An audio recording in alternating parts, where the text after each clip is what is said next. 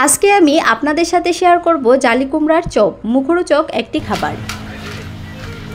Sound শুনে অবশ্যই বুঝতে পারছেন যে চপগুলো কতটা মুচমুচে হয়েছে। চপ তৈরি করার পর দীর্ঘ সময় কিভাবে মুচমুচে রাখবেন থাকবে ছোট ছোট টিপস। তাহলে চলুন বন্ধুরা, আমরা আমাদের মূল রেসিপিতে চলে আসি। প্রথমেই আমি চাল কুমড়োকে গোল গোল করে কেটে মাছ বরাবর কেটে নিয়েছি। এবারে পরিষ্কার পানি দিয়ে খুব ভালোভাবে ধুয়ে পরিষ্কার করে অ্যাড করে দিব অল্প পরিমাণের লবণ। লবণ দিয়ে চাল কুমড়োর টুকরোগুলোকে খুব ভালোভাবে মাখিয়ে রেস্টে রাখবো 5 থেকে 10 মিনিটের মতো। লবণ মাখিয়ে চাল কুমড়োগুলোকে রেস্টে রাখলে খুব সুন্দর সফট হয়ে আসবে। রেস্টে রেখে এদিকে চপের জন্য আমি একটা ব্যাটার তৈরি করে নিব। তার জন্য একটা শুকনো বাটিতে আমি নিয়ে নিলাম 2 চামচ পরিমাণ চাউলের গুঁড়ো, 1 চামচ পরিমাণ ময়দা, সাথে দিয়ে দিলাম 1 চামচ পরিমাণ কর্নফ্লাওয়ার, হাফ চামচের থেকেও কম বেকিং পাউডার, দিয়ে দিলাম স্বাদ মতো লবণ। যেহেতু আজকে আমি চাল কুমড়োর চপ তৈরি করব, তাই এখানে জালের জন্য আমি হাফ চা চামচ পরিমাণ লাল মরিচের গুঁড়ো, সাথে দিয়ে দিলাম হাফ চা চামচ পরিমাণ হলুদ গুঁড়ো। হলুদ গুঁড়ো দেওয়াতে খুব সুন্দর একটা কালার চলে আসবে, আর লাল মরিচের গুঁড়ো দেওয়াতে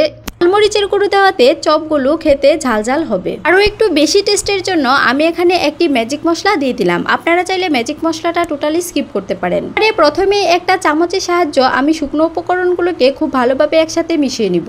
খুব ভালোভাবে একসাথে মিশানো হয়ে গেলে এখানে আমি অল্প অল্প করে পানি দিয়ে একটি ব্যাটার তৈরি করে নিব। ব্যাটারের ঘনত্বটা কেমন হবে আমি আপনাদেরকে দেখিয়ে দিচ্ছি। ব্যাটারটা খুব বেশি ঘনও রাখবেন না, আবার খুব বেশি পাতলাও করবেন না। যদি বেশি পাতলা থেকে যায় তাহলে কিন্তু ব্যাটারগুলো চাল কুমড়োর গায়ে গায়ে লাগবে না। যদি খুব বেশি ঘন হয়ে যায় তাহলে ব্যাটারের পরিমাণটা একটু বেশি চাল কুমড়োর গায়ে গায়ে লেগে যাবে। ব্যাটার তৈরি করে নিয়ে এবারে আমি চলে আসলাম রান্নায়। চুলায় একটা প্যান বসিয়ে পরিমাণ মতো তেল দিয়ে তেলটাকে গরম করে নিব। তেলটা যখন গরম হয়ে আসবে তখন আমি একে একে সবগুলো চাল কুমড়ো টুকরোকে ব্যাটারের মাঝে কুট করে দিয়ে দিব গরম তেলে। তেলটা খুব বেশি গরম করতে যাবেন না, আবার চুলার আঁচটাও লোতে রাখতে হবে, নয়তো দেখা যাবে যে নাস্তার গায়ে খুব সুন্দর একটা কালার চলে এসেছে কিন্তু ভিতর থেকে নাস্তাগুলো কাঁচা রয়ে গেছে।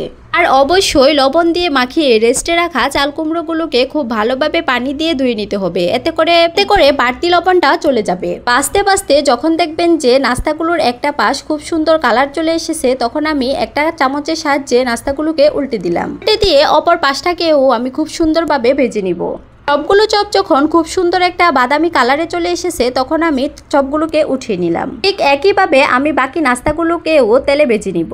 আর চপগুলো তেলে দেওয়ার সাথে সাথে কোনোভাবে নাড়তে যাবেন না, এতে করে চপের গা থেকে ব্যাটারটা ছুটে যাবে, নাস্তাগুলোর শেপ নষ্ট হয়ে যাবে। যখন দেখবেন যে নিচের পাশটা খুব সুন্দর কালার চলে এসেছে তখনই চপগুলোকে উল্টে দিবেন। আজকে আমি চাল কুমড়োর চপ তৈরি করার জন্য কিন্তু কোনো রকম চাল কুমড়োগুলোকে সিদ্ধ করিনি। আচ্ছা, চাল কুমড়ো দিয়েই আমি চপগুলো বানিয়ে নিলাম। সেম ওয়েতে আমি সবগুলো চপ একে একে ভেজে নিলাম। পর্যায়ে আপনাদের একটা টিপস বলে দিই, আজকে আমি চপগুলোকে দীর্ঘ সময় মুচমুচে রাখার জন্য এখানে কর্নফ্লাওয়ার ব্যবহার করেছি। আপনারা যদি লিকুইড ব্যাটারে কর্নফ্লাওয়ার ব্যবহার করেন তাহলে কিন্তু চপগুলো দীর্ঘ সময় মুচমুচে থাকবে। সবাইকে অনেক অনেক ধন্যবাদ ভিডিওটি সম্পূর্ণ দেখার জন্য।